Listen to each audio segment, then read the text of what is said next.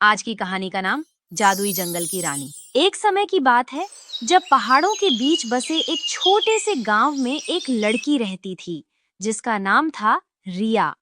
रिया का दिल जंगल की कहानियों से भरा हुआ था। उसकी दादी उसे हमेशा जादुई जंगल की कहानियां सुनाया करती थीं।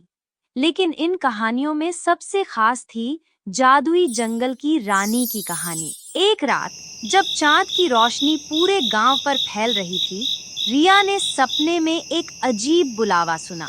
वह बुलावा सीधा उसकी आत्मा तक पहुंच गया।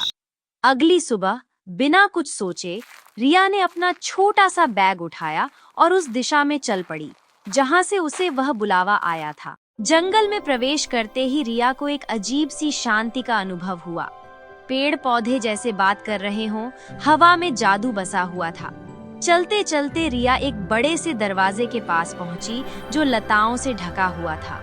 दरवाजे पर एक सुनहरा तालाब था जिसमें एक चमचमाती हुई चाबी तैर रही थी। रिया ने बिना सोचे उस चाबी को उठाया और दरवाजा खोल दिया। दरवाजा खुलते ही उसने खुद को एक अद्भुत जादुई जंगल में पाया जहां हर चीज जीवित लग रही थी। जंगल में चलते हुए रिया की मुलाकात एक बोलते हुए तोते से हुई। तोता बोल उड़ूंगा। रिया थोड़ी हैरान हुई, लेकिन उसने तोते का अनुसरण किया। जल्दी ही वे एक बड़े से झरने के पास पहुंचे जहां इंद्रधनुष के सारे रंग झर रहे थे। उस झरने के पास एक विशाल पेड़ था जिसके नीचे बैठी थी जादुई जंगल की रानी। रानी ने रिया को देखकर मुस्कुराते हुए कहा, मैं तुम्हारा इंतजार कर रही थी रिया, इस जंगल की रक्षा अब तुम्हारे हाथ में है।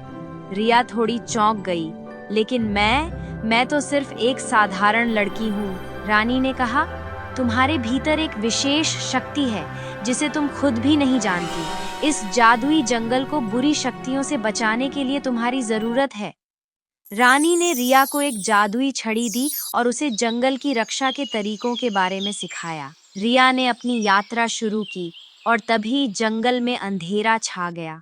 बुरी शक्तियों ने जंगल पर हमला कर दिया था। रिया ने अपनी जादुई छड़ी का उपयोग करके उन बुरी शक्तियों का सामना किया। लड़ाई बहुत कठिन थी, लेकिन रिया ने अपनी बहादुरी और जादू का सही उपयोग किया। अंततः उसने बुरी शक्तियों को हरा दिया और जंगल में फिर से शांति ला दी। लड़ाई के बाद रिया को जादुई जंगल की नई रानी घोषित किया गया। उसकी बहादुरी और दृढ़ता ने उसे इस योग्य बना दिया था। अब वह जंगल की रक्षा करती और उसे बुरी शक्तियों से बचाती थी। जंगल में फिर से हरियाली लौट आई और रिया की कहानियां पूरे गांव में प्रसिद्ध हो गईं।